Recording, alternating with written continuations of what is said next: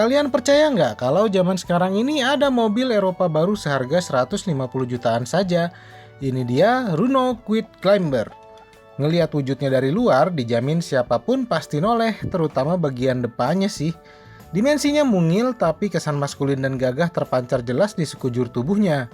Kesan stylish dan youthful ditampilkan oleh pilihan warna kontras seperti unit tes ini nih. Yuk sekarang kita bahas dulu eksteriornya. Wajahnya kelihatan cukup rame sih emang, karena ada dua pasang rumah lampu. Lampu utamanya terletak di bagian bumper dengan ukuran yang agak besar dan ada bezel plastik hitam dengan aksen merah. Masih pakai halogen, tapi lampu yang di atas ini adalah lampu berkendara siang hari sudah LED. Lucu nih, karena lampu ini seakan tersambung garis lurus dengan ornamen krom di grill. Bumper depannya juga bergaya SUV dengan cover plastik berwarna hitam.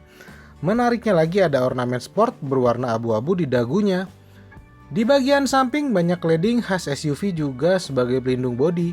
Rumah kaca spionnya memang sederhana, gak ada lampu sen terintegrasi, tapi dibuat lucu karena berkelir beda dari warna bodi. Di atap ada ornamen roof rail ala-ala crossover. Desain velgnya pun cukup menarik, meski ukurannya cukup kecil yakni ring 14 dengan 3 baut roda. Ya, 3 baut roda saja. Bagian belakang desainnya sih minimalis. Lampu kombinasi belakangnya juga berdesain menarik meski belum LED. Di belakang sini tersembunyi kamera parkir yang penempatannya unik kan. Nah, terus knop pintu bagasinya di mana? Belum ada, jadi masih harus pakai anak kunci untuk buka bagasinya. Tenang aja, ada tuas juga kok di dekat jok pengemudi untuk buka bagasinya. Terus sekarang kita lihat bagian dalamnya. Nah, bagian dalamnya ini menyimpan sejuta kejutan. Apa aja, penasaran kan? Tapi sebelum lanjut, klik dulu tombol subscribe kalau belum. Jangan lupa juga aktifkan notifikasinya dengan menekan logo lonceng.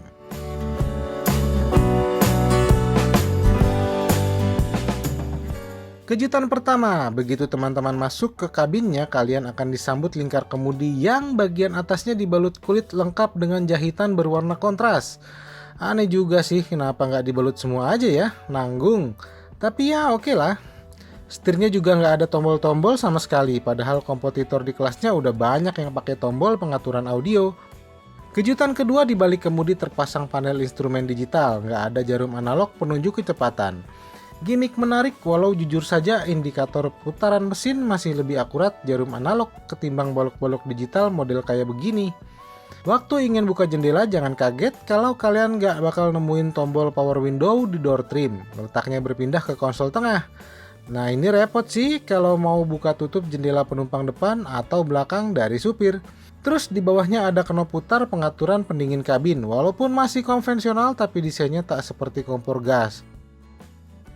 Tapi yang lebih mengejutkan lagi, lihat ini deh. Tak ada tuas transmisi di mobil ini. Terus pindah giginya gimana? Nah, unit yang kami uji ini versi otomatisnya. Fungsi tuas transmisi itu digantikan knop putar ala-ala Jaguar Land Rover. Cuma versi Kwid Climber lebih sederhana saja. Hanya ada 3 fungsi, R atau mundur, N atau netral, dan D atau jalan. Cara memakainya gimana? Nanti kita coba. Sekarang kita lihat dulu sistem multimedianya. Head unit barunya ini sederhana sebetulnya, namun sudah ada konektivitas Bluetooth untuk menerima panggilan telepon. Dan yang paling hebat, ia sudah dapat terhubung dengan smartphone secara Android Auto maupun Apple CarPlay. Jadi bisa membuka beragam aplikasi dari smartphone di mobil, termasuk tentunya navigasi GPS.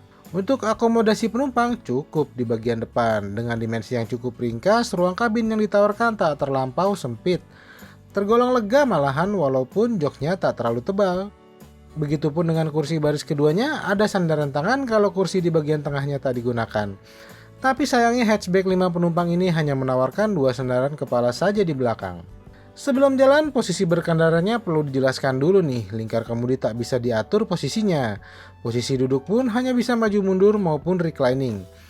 Menyalakan mesin masih harus pakai kunci konvensional, putar knop persneling ke posisi D, injak gas dan mobil melaju. Untungnya bidang pandang tak menyulitkan saat bermanuver keluar dari parkiran. Di balik kap mesinnya tersedia mesin 1,0 liter 3 silinder bertenaga 68 PS pada 5.500 rpm dengan torsi puncak 91 Nm pada 4.250 rpm.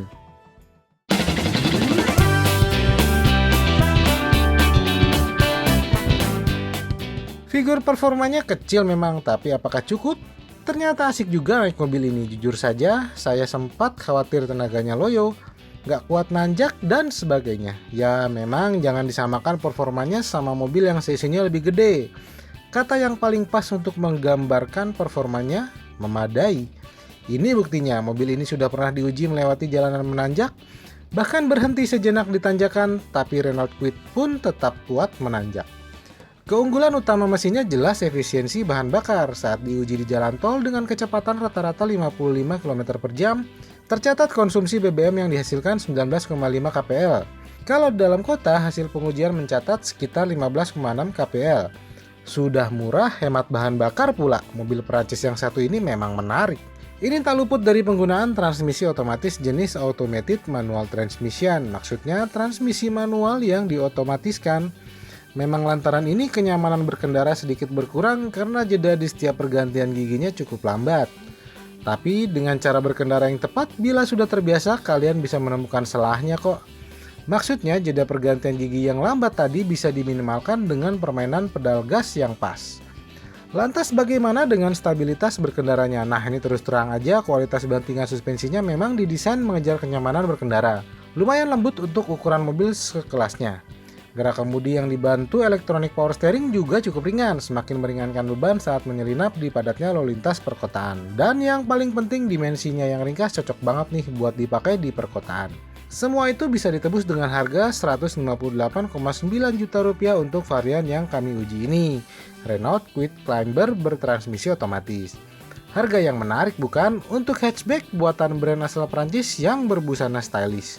Bagaimana tanggapan Anda tentang mobil ini? Berikan komentarnya di bawah. Terima kasih sudah menyaksikan video ini sampai habis dan sampai jumpa.